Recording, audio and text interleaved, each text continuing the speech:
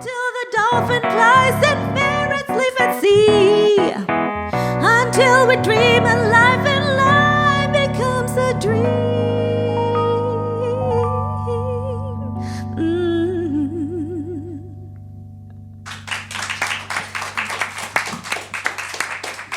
That's Jill Olivas, everybody, accompanied by her husband, David.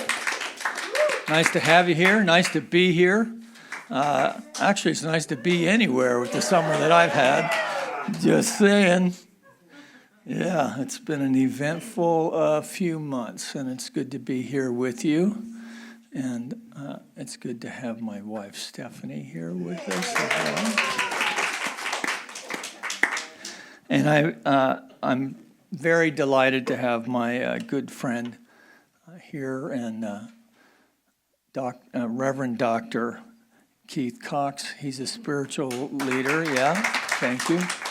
He's a spiritual leader for Center for Spiritual Living Los Angeles.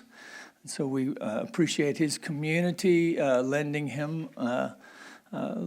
us borrow his talents for the day. So let's give a warm Granada Hills welcome to Dr. Keith Cox. Good morning. And aren't we happy to see our beloved Reverend Dr. Mike's face in person.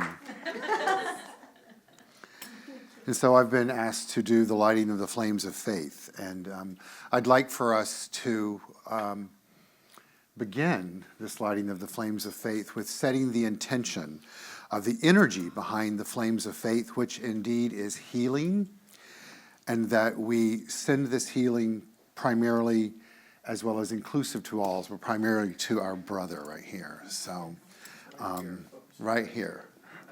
So, healing's happening. Shall we?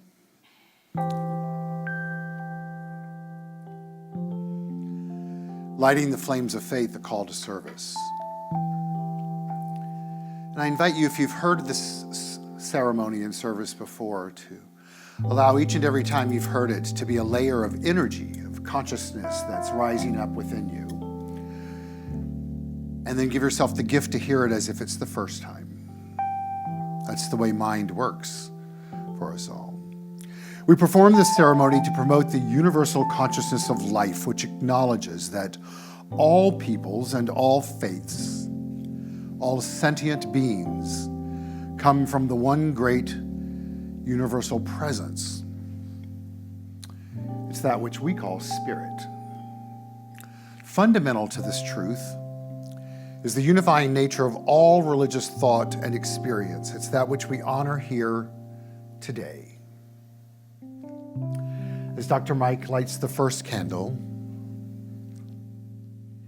we light it for the Tao, honoring the universal path of harmony and equilibrium, that which is known as the natural way. The second candle is lit for the shamanic traditions, honoring the beliefs and practice of all indigenous people, the way of primal spirituality. The third candle, Dr. Mike lights for Hinduism, honoring the path of knowledge, action, and devotion. As we light the fourth candle, let's all send our love to the conflict that's taking place in Israel and Gaza and Lebanon. And we light this fourth candle for Judaism, honoring the ethical path of living by sacred law. The next candle we light is for all forms of Buddhism, honoring the Four Noble Truths and the path of compassion.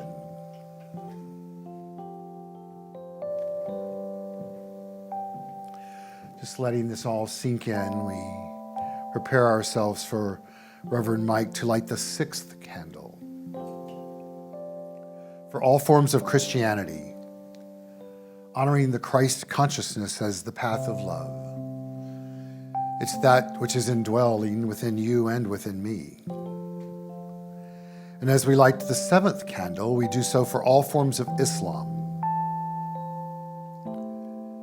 And receiving this term, honoring the path of submission to the will of God as the highest calling with a new framework of mind, of allowing love to be present within us.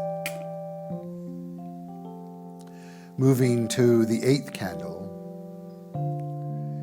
it's illuminated for the universalistic religion of Baha'i, honoring the path of unity and of peace.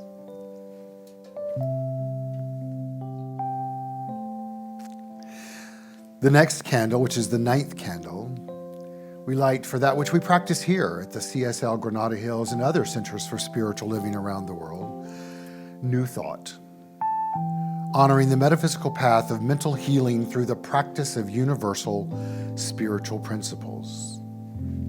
The 10th candle is lit for those who are unaware, and most often unaware that they're unaware of spirit in their lives. And in this moment, we hold the space for them. Not out of judgment, not out of intention, just out of a state of awareness and trust and faith in the power of the divine, which leads us naturally to the final candle, the healing candle. Dr. Ernest Holmes tells us that healing is the act of revealing the wholeness, the oneness of life itself. And so as Reverend Dr. Mike lights this candle, I invite you to put silently into the names of anyone that you'd like to have experienced this healing flame. And I encourage you to have it include yourself so that all may experience the healing flame of God's eternal love.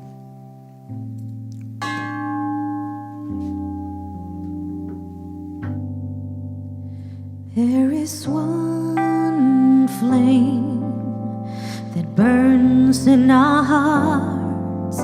There is one light that shines through our love.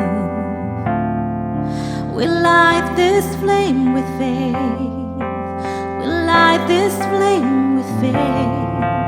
We find this light within our souls. There is one flame, one light within.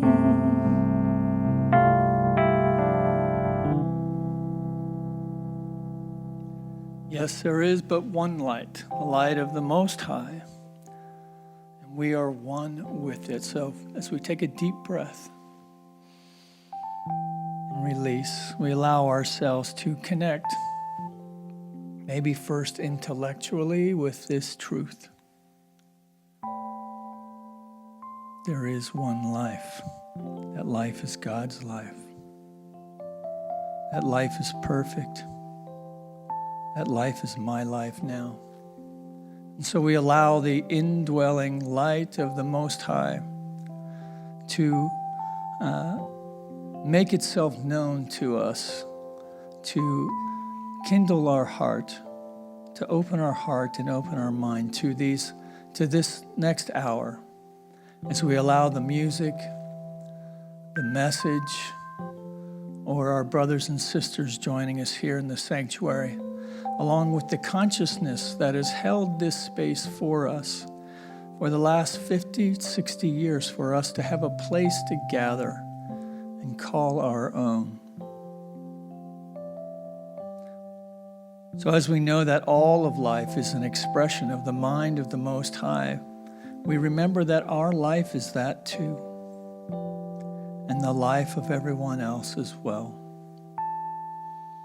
So we set our intention for this morning, maybe even for the week, to allow ourselves to be energized by the infinite power and presence that is the potential,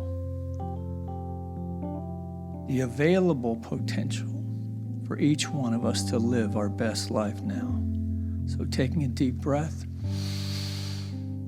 we release this word now, knowing it is done and complete. Together we acknowledge this by saying, and so it is. So it's good to see you. Yeah, I'll meet some of you outside the door there if you want to say hello. And when we're all done, not when I sit down, but when we're finished. Yes. And it's been a while, so if I forget the lineup, and I have to say I appreciate how thrifty everyone's being with the candles, but we could use a couple candles up here, because if there's anyone who tries to get the last service out of a candle, it's me, so I appreciate that. But if one of you want to grab a couple of candles, we'll pop them up there, at some point. So let's, because, the presiders are supposed to check the candles before the service, right? Yeah, so I'm falling down on the job here. So yes, I'm feeling it. So I wanted to share this. I wanted to share this quote with you, that, and this is from the Science of Mind textbook, where Ernest Holmes wrote that the light is greater than the darkness, nor has the darkness any power over light. Now I'm reading this. It's from an old book from the 70s entitled "How to Use the Power of Mind," and I wanted to share this with you today because I was reading the paper, electronically, as we do these days, many of us. And, of course, the war in the Middle East appears to be widening. And gives me a very heavy heart to see that stuff's going on. And then, of course, Dr. Keith even mentioned it when we lit the candles this morning. And the page that I opened up in this book that morning is entitled War, Fear. And so the writer, who apparently was a big deal in the 70s and 80s, Dr. Craig Carter, you ever hear him? Me neither. So he asked the question, how can I remain calm when the world conditions are so threatening? Right? Well, how can I remain calm when my own condition feels so threatening? Right? So at some level, we're often at war with ourselves, with those unhealed aspects of self. And so it becomes important for us to find that place within our consciousness that can remember the truth that there is something going on that's bigger than we are, and that we can become entangled sometimes in trying to figure out the why and the what for. And certainly in those days in the hospital, when all I could really do is wait for the next Dilaudid shot, right? That, you're lying there completely helpless, aware that I'm aware, and imprisoned in this vehicle that is not serving me, and having to surrender and to be served by the wonderful nurses and the staff at Cedars in West LA. So I'm just feeling a lot of great gratitude these days, and for my friend Keith. He came over and saw me, and the nurses were envious of the floral arrangement that he brought me. We all have our gifts. So I'm going a little bit long, but I did want to share this prayer because sometimes it really comes down to just basic stuff, especially when we're in the soup, so to say. And he writes, I believe in God. Exclamation point. I believe in the power of God and the wisdom of God. Now that's an intellectual thing, right? So I believe in the power and wisdom of God. God move as living spirit in, through, and all creation, and that divine wisdom even now guides the leaders of our nation, and the people in high places in every nation on earth that are subject to divine guidance. I affirm that the goodness of God is the ultimate law unto man, that this truth, and there is no law higher than truth, peace, understanding, freedom, and justice are established through the goodness of God. The peace of God is everywhere present, equally true right now among all peoples and all nations on earth. And if you have an issue with the G-O-D, you can say the peace of love is everywhere equally true right now among all peoples and nations on earth. This word I speak now joins with the prayers of men, women, and children around the world. Whatever their faith, whatever their language, and our prayers are one, even as God's life in us all is one. One love, one brotherhood, one perfect state of peace on earth, right now, established and inevitable.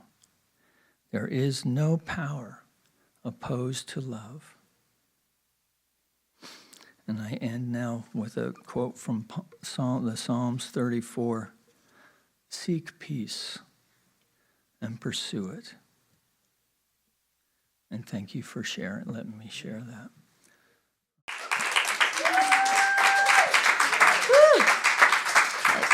9 o'clock in the morning. Yeah, no kidding. That's what I was thinking. Between you're singing and David's, I thought, man, I need some WD-40 on my knuckles for that. So nice job.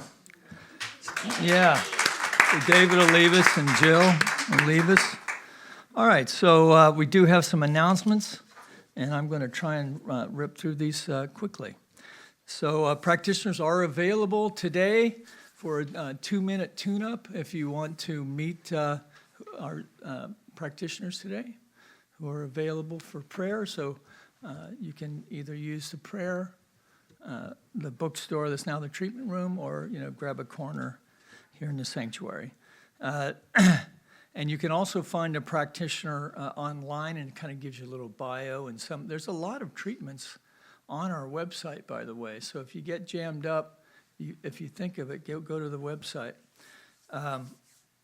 So immediately following the second service today, there will be a kickoff meeting with Deborah Fishburne and Beverly Scott to go over for the first meeting of the annual Harvest Festival, which is on November 2nd. So please save that time and maybe a few dollars for whatever the tickets are going to be. So you can start, putting your poker money aside now. And then on Monday, the 30th, which is tomorrow evening, starting at 6:30 to 9:30, the Foundations class, facilitated by Reverend Nancy Woods and Andrea Recht. It will be a hybrid class. There's a flyer, and please sign up. This is a great way to kind of re-up your practice. They go through all the basic practices and ideas of the science of mind, from meditation to visioning, as well as the basic principles and spiritual mind treatment. So, and not to mention meeting new people in our center. And then on Wednesdays, the Sangha is back in going again. Starts at 9:30, and Vinu is here. She's now the facilitator for that. And I've been seeing some of the things you've been posting online, so it looks like a very deep class. Wednesday, October 2nd, evening meditation will be facilitated by Reverend Nancy Woods.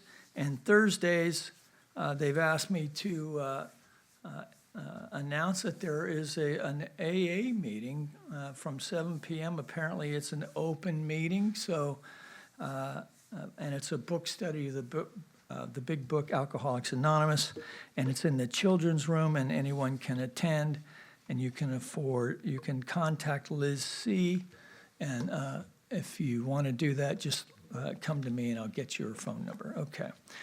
So next, we have our congregational song, our Declaration of Principles.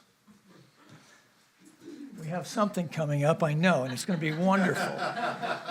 All right, so together, we believe in one universal spirit manifesting through all, natural and incarnated in us.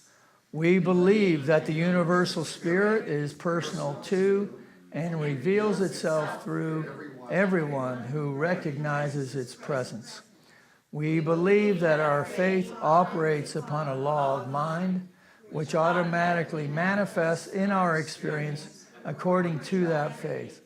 We believe in the unity of all life and in the immortality of the individual soul, forever expanding.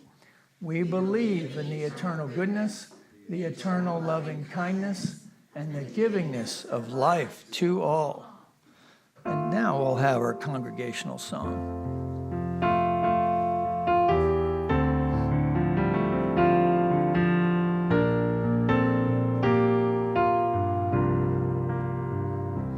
I am opening, I am opening, my heart is ready to receive. We are opening, we are opening, our hearts are ready to receive. I am opening, I am opening, my heart is ready to receive. We are opening, we are opening, our hearts are ready to receive.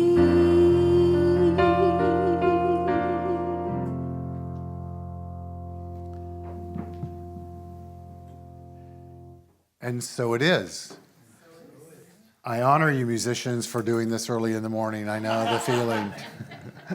I can relate. I was out late last night officiating a wedding out on the east side of town.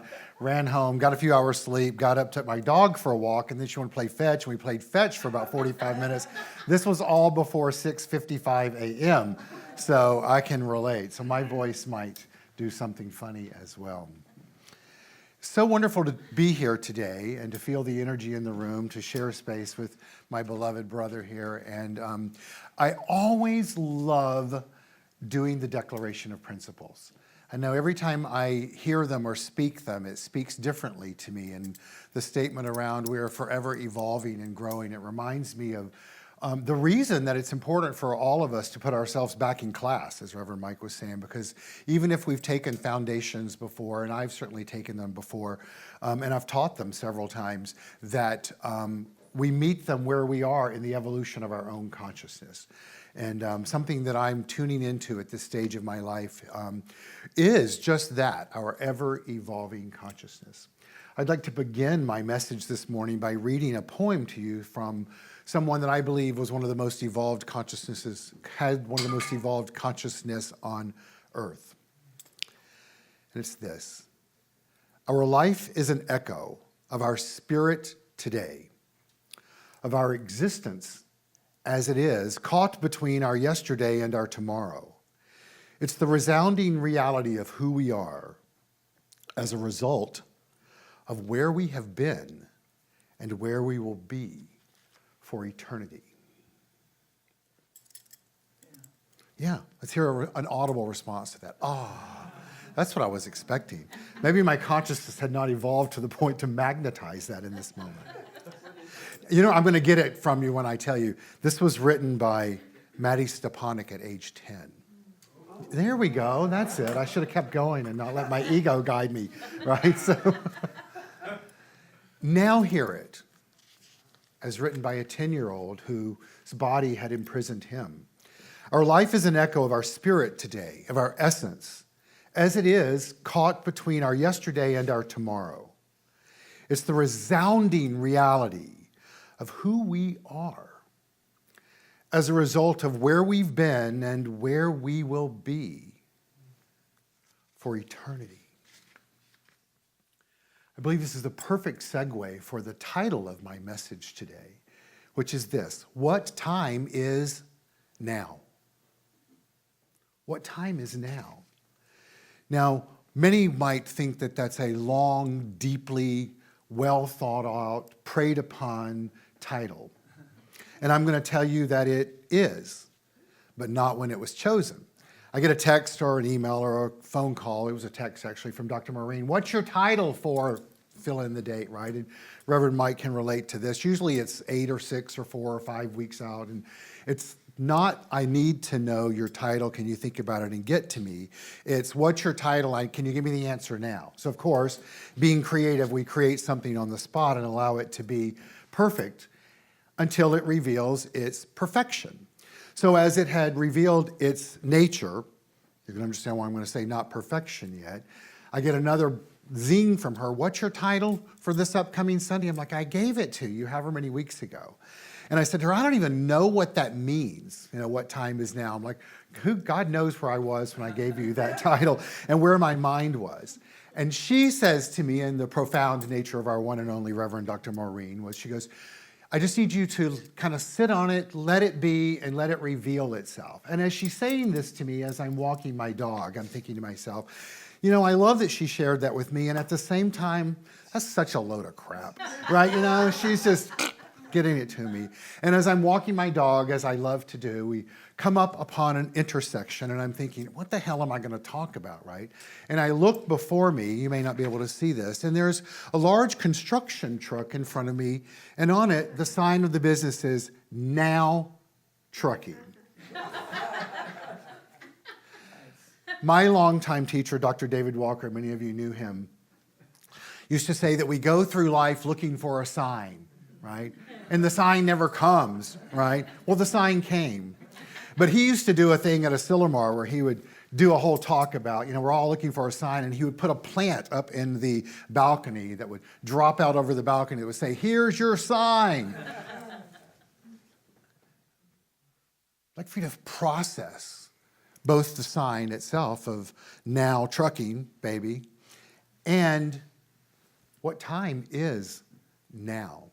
I'm really clear once I got clear on the reason I wanted to talk about the concept of what time is now, so that we can open ourselves up to separate ourselves from the attachment to time as we're on our spiritual evolution and begin to look at what and feel what now really is for us and the power that exists in now.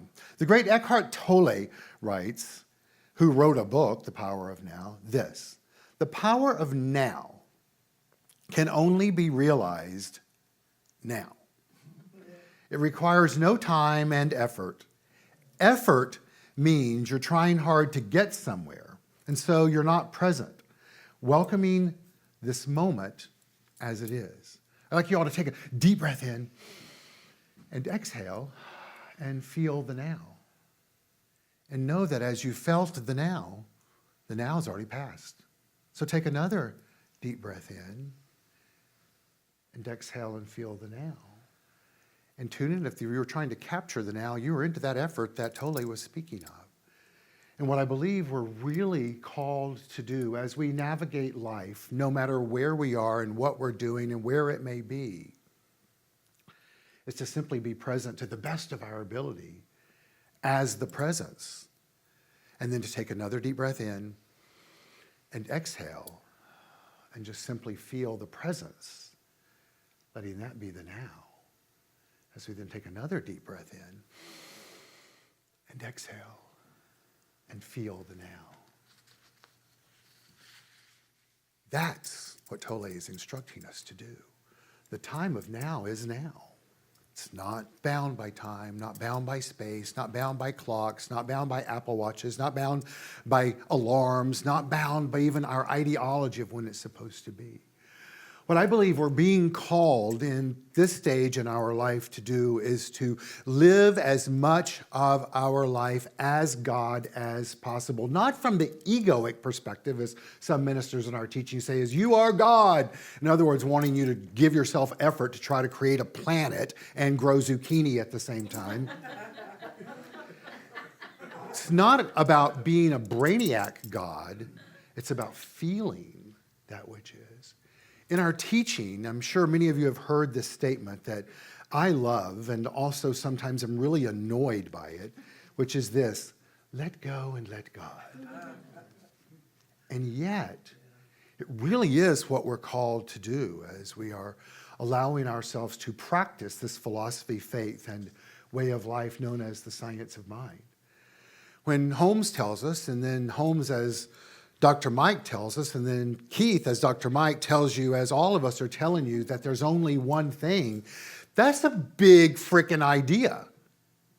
And yet, that is exactly what we're all invited to become more aware of than ever before, and to participate in and to practice, and then to let go of the definition and attachment we had to what it meant to us in the previous now.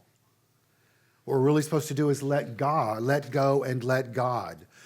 Let go and let God do what?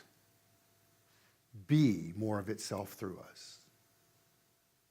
Today, it's my intention, my objective, my invitation for all of us to let go and let God make itself known to us and through us in a greater way than ever before.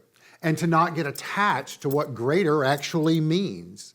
To know that as we release and let go, to choose to live in a state of detachment by not getting attached to when and how and if it was 9:45 or did we set the clock or any of that stuff as to how God's going to show up.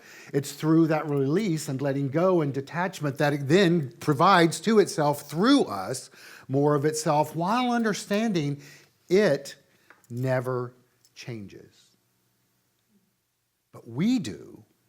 Obviously, biologically, we're obviously changing, but it's not about the biological, because we're not really about what's going on in the external. This letting go and letting God is inviting us to become more and more aware of what's going on in the internal. One of my mantras when I became a minister in teaching was to instruct the students, to invite the students to know your mind. To know your mind. If we are practitioners of the science of mind, it seems imperative to me then the thing that we need to tend to is the mind.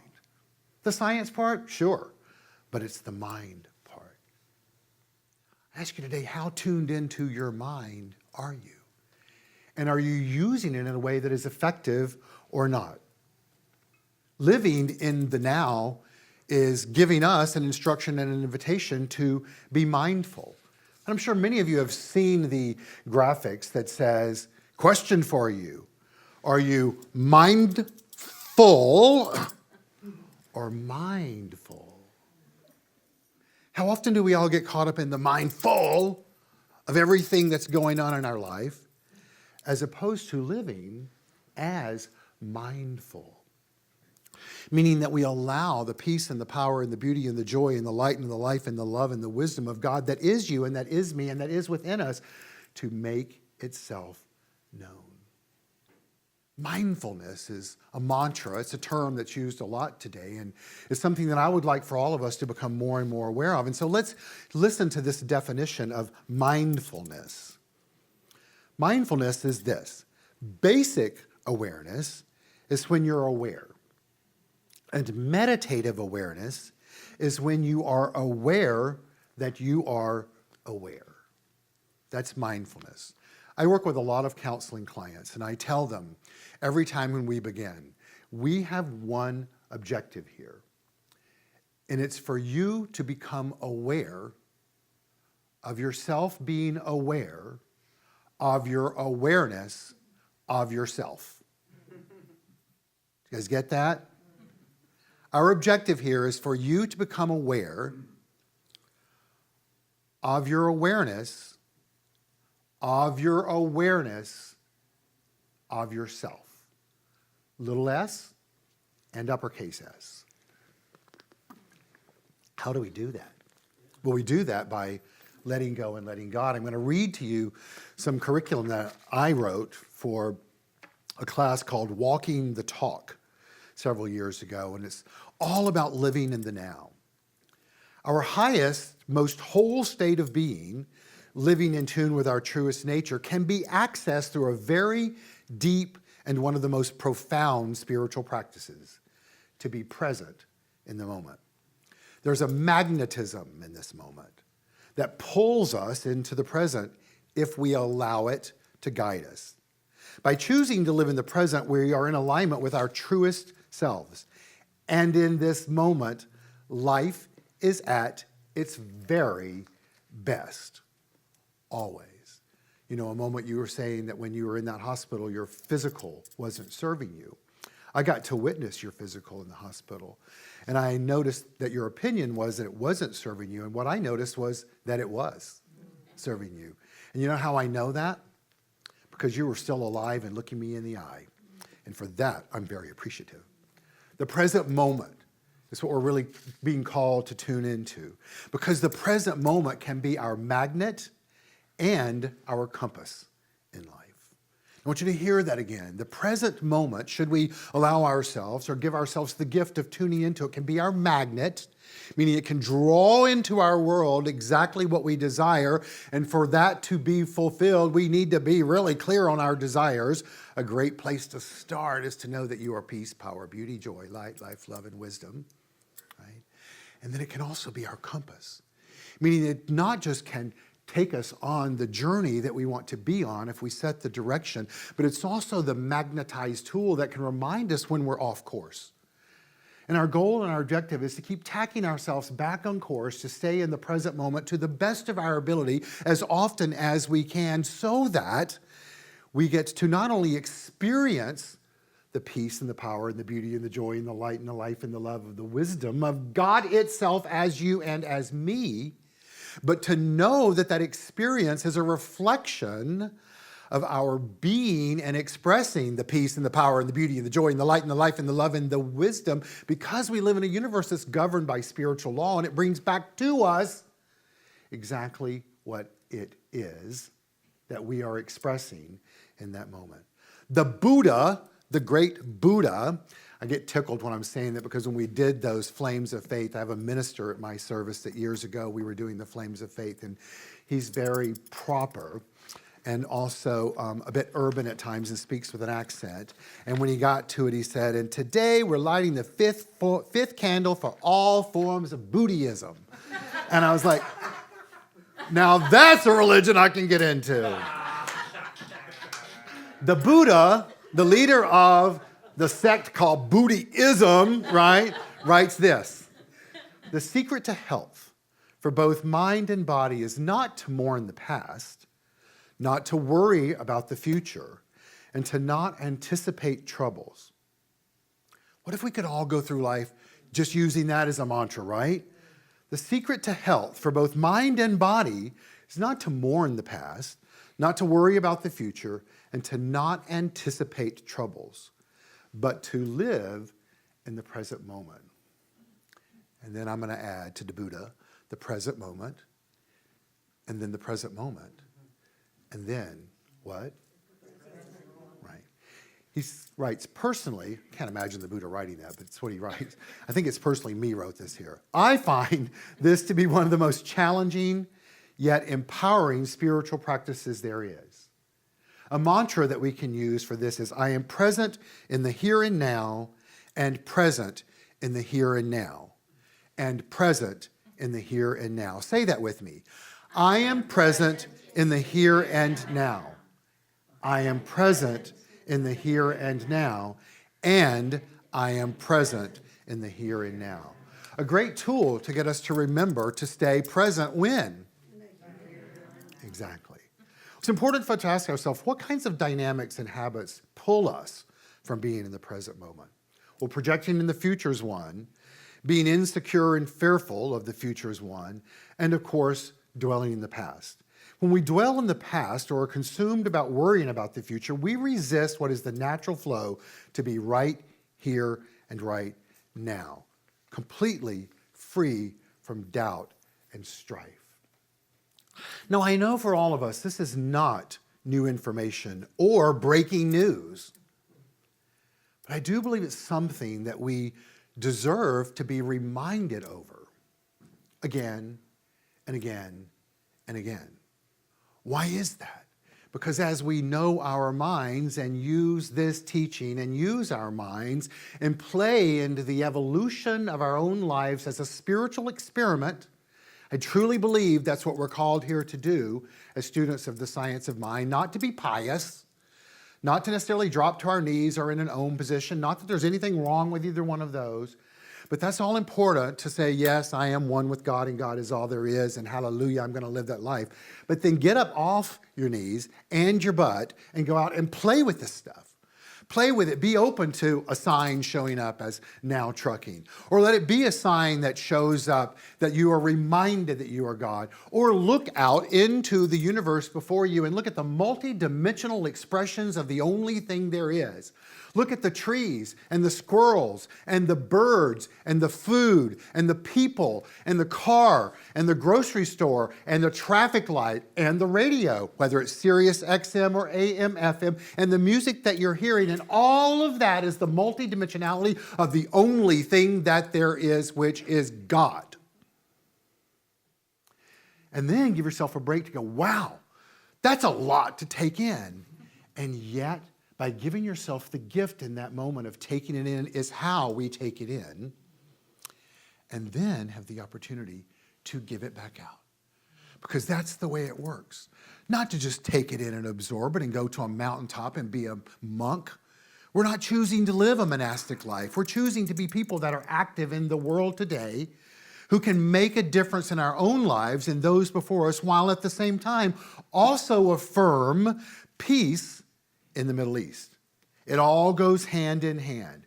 What we're being called to do by living in the moment, as we addressed in the Lighting the Flames of Faith, is to engage in healing, the revealing of the wholeness, the oneness that is God. Holmes writes this about healing. He says, mental healing means mind healing. Important to know that if what we're here to do is to know our mind, right? Mental healing means mind healing. To heal means to make whole. He's not saying we're making it whole. What he's telling us is that we're revealing the wholeness that is already there. Healing is the result of clear thinking and logical reasoning, which presents itself to consciousness and is acted upon by it. Healing. Are we all willing to say yes to that invitation today? Okay, we're going to do that again. And this time I'm going to ask you to use your outside voice. Are we all open to healing being a way of life for us starting now? Yes. There we go. And now. And now. I'm so sorry. I just almost came off this thing and started to put my hand on your mouth and say, yeah, now you are healed. Right, so, but I suppressed it. Let's hear this again, what Holmes is telling us. Healing is a result of clear thinking and logical reasoning. What is the logical reasoning? To remember that we are powerful beings, that our minds have power, and we want our minds to be clear thinking. How do we have clear thinking? By not projecting in the future and not paying attention to what was, by simply being present in the moment. And if we're not clear on that, as my teacher used to say, then do your spiritual mind treatment around clarity to be clear around being clear, right? Now you kind of see where it came from. All right, the whole idea of healing, when understood, is the substitution of truth for sense testimony. Now let's take that in again. He tells us the whole idea of healing, when understood, and we all understand it because we're right here taking it in, is the substitution of truth for sense testimony. What he's saying and telling us to do in these moments of healing is to, yes, be aware of what's going on that we can process and experience through our senses, but to go beyond that, to move into that place of truth that there's only one thing happening and that it is present right here and right now, and it's doing its thing through us when we open up and allow ourselves to be the avenue for it, and it only knows clarity, so therefore, when we open up to that, that which must come through us is clarity. Now, we have examples of the now moment in our body. Deepak Chopra tells us that every brain cell lives totally in the present, all 100 billion of them. This must be so because the two things that cause brain cells to send signals to either chemical reactions or electrical impulses, they fire instantaneously. What this tells us is that living in the present is the only real way to exist that is free from illusion. Yet people get lost in regretting and reliving the past by repeating past mistakes, holding on to old conditioning and habits that block the present moment. And the future also presents a form of unreality when we fantasize about what may happen, anticipate how things will turn out, or fear the passage of time that brings decline, disease, and death. Dwelling anywhere outside the present is disabling because every brain cell, in fact, every cell, he writes, anywhere in your body has no choice but to live in the present. That's serious, right? And freeing. Because what it tells us is because of the power that we have indwelled with us, which is the power that enlivens those cells, is really waiting for us to tune into its frequency so that which is radiating and vibrating at the frequency through us as every cell in the body with us in the moment reflects peace and power and beauty and joy and light and life and love and wisdom. It's time to let go today and to let God and to give ourselves permission to have a new definition of what is God, where is God, when is God, who is God, and why is God.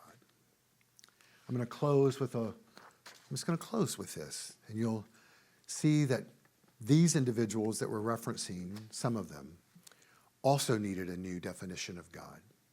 In a small Texas town, the owner of Drummond's Bar began construction on a new building to increase his business. The local Baptist church started a campaign to block the bar from opening with petitions and prayers. Work progressed right up until the week before opening when lightning struck the bar and burned it to the ground. The church folks were rather smug in their outlook after that, until the bar owner sued the church on the grounds that the church was ultimately responsible for the demise of his building, either through direct or indirect actions or means. The church vehemently denied all responsibility or any connection to the building's demise in its reply in the court. Now, as the case made its way to court, the judge looked over the paperwork, and at the hearing, he commented, I don't know how I'm going to decide this, but as it appears from the paperwork, we have a bar owner who believes in the power of prayer and an entire church congregation who does not. Now, I love this because it reminds us today we're called to ask ourselves, what do we believe? What do we believe? What do we believe?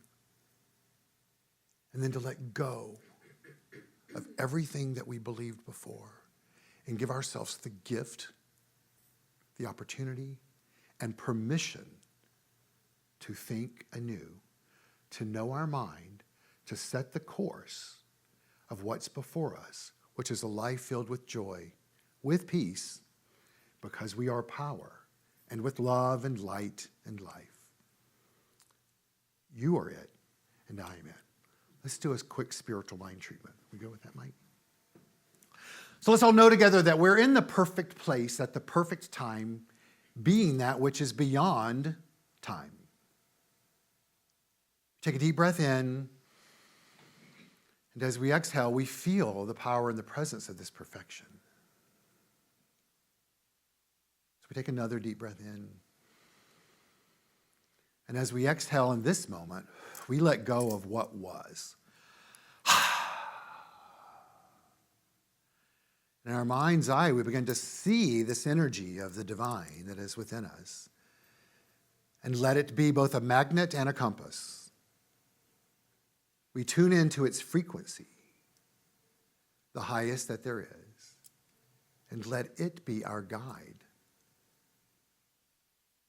Letting go of any attachment to what is to come but to know with every fiber of our being that this infinitely beautiful, present energy of God is making itself known to us, and then known to us, and then known to us, and then known to us.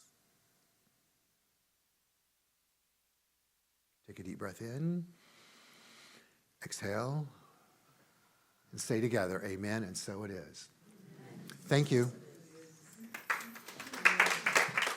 That was beautiful. Thank you.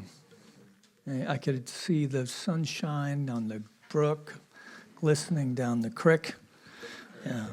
So it's yeah, that's beautiful. Nice, very nice, and it's great to be here in person, right? Yeah. So, all right. So it's time for our offering song. If you've come prepared for an offering, okay, just make your way to the basket as you will, and or continue to participate in our online giving as we sing our offering song now.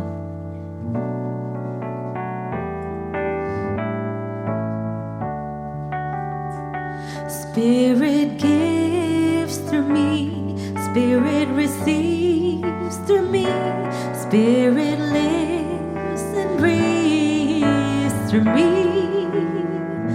Spirit lives and breathes through me, Spirit gives through us, Spirit receives through us, Spirit lives through us, Spirit lives and breathes through us.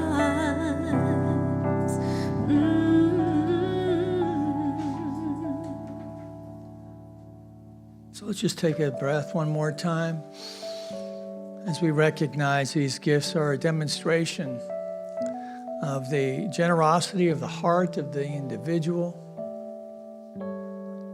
and that this basket also represents the receptive heart of this spiritual community who accepts all these gifts, whether it's through the mail, through your online giving, or here in the sanctuary, that we receive these gifts with deep love and appreciation, as together we know these gifts go forth to heal, to prosper, and to bless not only this center for spiritual living, but all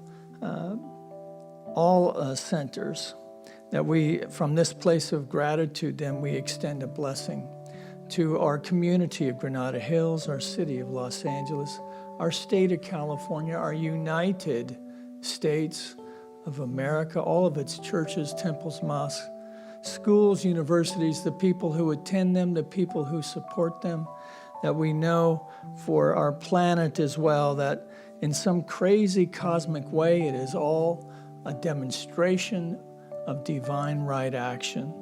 And so we recognize that which is ours to do in both consciousness and in action, and we do it. Taking one more breath, we release it now. Let it be so. And together we acknowledge this by saying. All right, so again, we have a foundations class being taught tomorrow night. One of the instructors happens to be here, and that is Andrea. We also have a gratitude box that people have been putting expressions of gratitude in. And so for this day, are you going to come up and share that, Terry? Good. Go ahead. See, this is for life, love, and good folks. All right. So that gratitude box is out front, along with the prayer treatment box. If you need prayer treatment, you can just fill out a treatment form, stick it in a box. Please use that. And children enter 10:30 service only. Oh, okay. So it's time for the closing treatment, let's do a quick closing treatment. So we're running a little long today, but let's just one more time take a deep conscious breath. maybe set the intention for this week. For those of you who are still working outside of the home or have tasks to do inside the home, that we set the intention knowing that a divine impulse of life, the creative impulse of life, has been unleashed by means of this service. And so we ride this flow of life into this day, into this week, allowing the creative impulse of life as love to express itself fully and completely and freely as each one of us. And as we do this, we experience a healing within our life in ways known and unknown that not only lifts our hearts, but the hearts of those around us as well. And so we just take one more deep breath and just give it a big ah, knowing God is good, all is well, and so it is. Amen. So our closing song.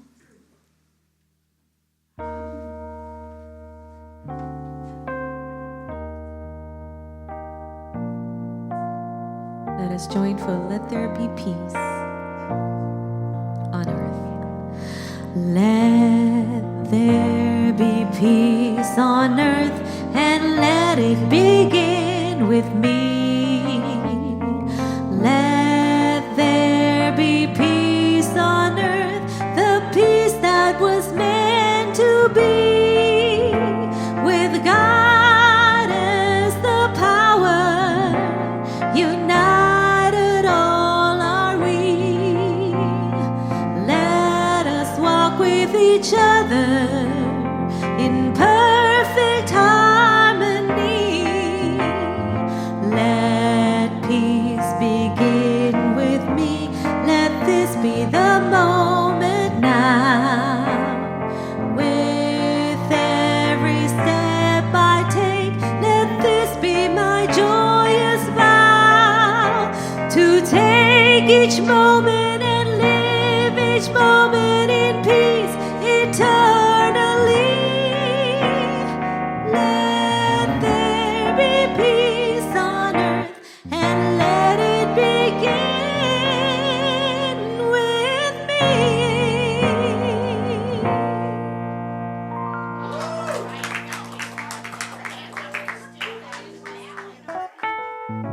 Do do do do do, oh, do do do do. As around the sun the earth knows she's revolving.